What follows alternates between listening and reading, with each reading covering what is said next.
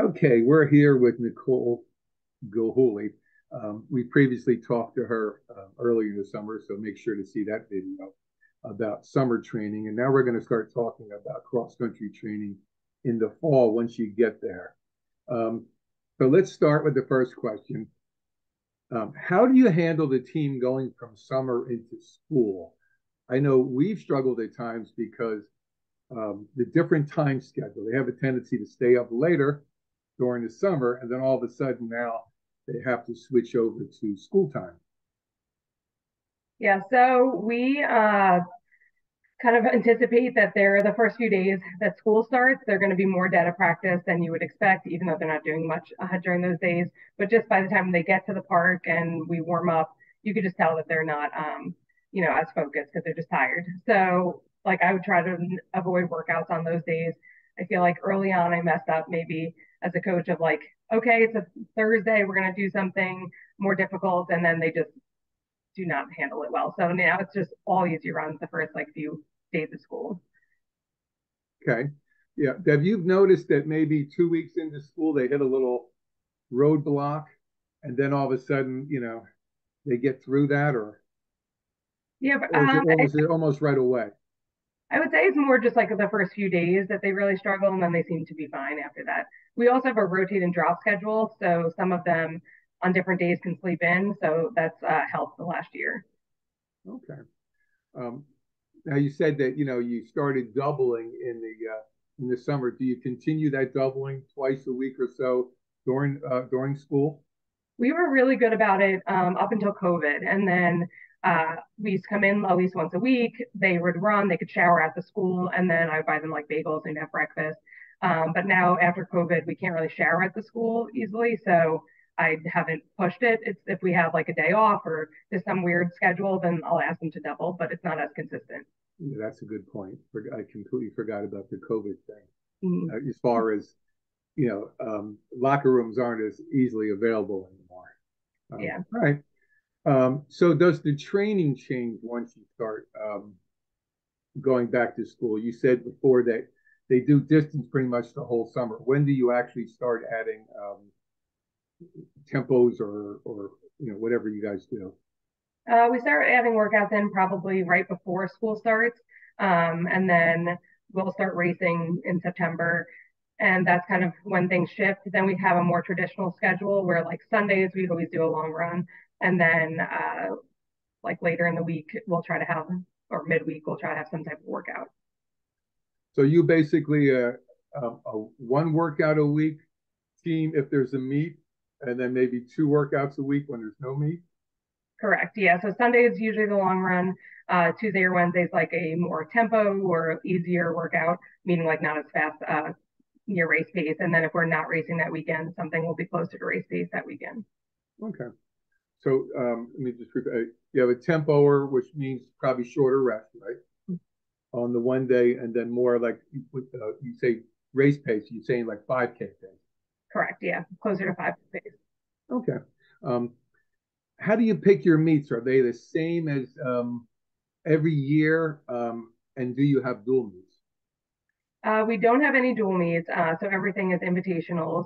I am not as consistent of which meets I go to. I kind of assess which type of team I have. I think some years I've had a lot of experience up front. We do less racing than I have last year. I did not have any experience. I feel like we definitely raced more than I'm used to, but I do think they needed that.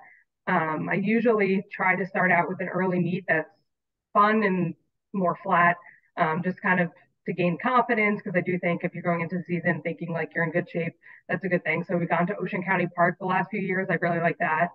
That has made us like, oh wow, we're actually in shape.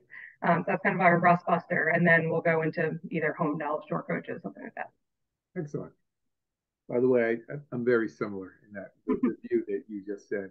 Um, do you have a go-to workout in the fall that you like to do that maybe shows you where your team is at or whatever, or maybe you have a different reason for it?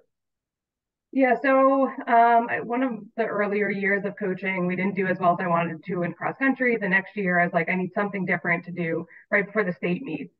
like 10 days before the state meet, I try to do like my own mini Michigan workout, which is like switching between faster pace and tempo. And we end kind of with an all out 8, which the kids love because, Bridge, we love 800s.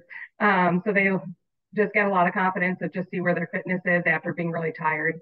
And that seemed to work. And even though I don't think it's indicative of what they're exactly going to run in cross country, they get really excited about it. It's a lot of confidence going into the state season. So that's kind of been our tradition. For someone who doesn't know the Michigan workout, someone watching this who doesn't know the Michigan workout, what would be an example of what the Michigan workout would be? So yeah, you start with they start like the actual Michigan starting with a mile. I think it's a 10K pace, and then you go to a tempo, which is like a decent amount slower at a mile. The first year I did it, I think I did thousands most of the time, so I did 1,000 decently fast, and then like a more tempo 1,000 and back and forth. I've gone closer and closer to probably the actual Michigan where you go mile and then tempo and then 12 and then tempo and working down. But it's more just getting them super tired and then running a fast 8 is why I do it, not really because it's exactly the Michigan workout. And when you do, like I said, the mile into the tempo, is it a continuous run or do they get like 30 seconds or a minute rest between, the mile and the tempo, or is they're usually changing shoes back and forth, so that's their recovery. okay. So some of the time I'm having to be like, you actually have to tie your shoes faster because it's taking you forever. But it's not really as specific. It's more just go from a spike to a regular shoe. Okay, so they're wearing the spikes during the run, so it's you're okay. Excellent. Does anything change when you're peaking? Do you back off intensity, or do you back off mileage, or there's several ways you can back off. Or some people believe, hey, I'm not going to back off at all. I'm just going to continue the training. What do you guys do? We don't change much with the long run. I think our daily mileage goes down a little bit, but the biggest thing we do is then that's when they start consistently having 1 day a week of not running, which it went from every other week, sometimes a little bit more than 2 weeks, but then it's like every single, like 2 days before a championship meet, we are not running. We are ice bathing, stretching, talking about the meet, but there's no running. Okay. And then what do you do the day before? Normal Then distance? just a regular, like a light run, usually like 5-ish miles and then some strides. Oh, okay. Excellent. Okay. Great information. Thank you so much. You're welcome. Yeah,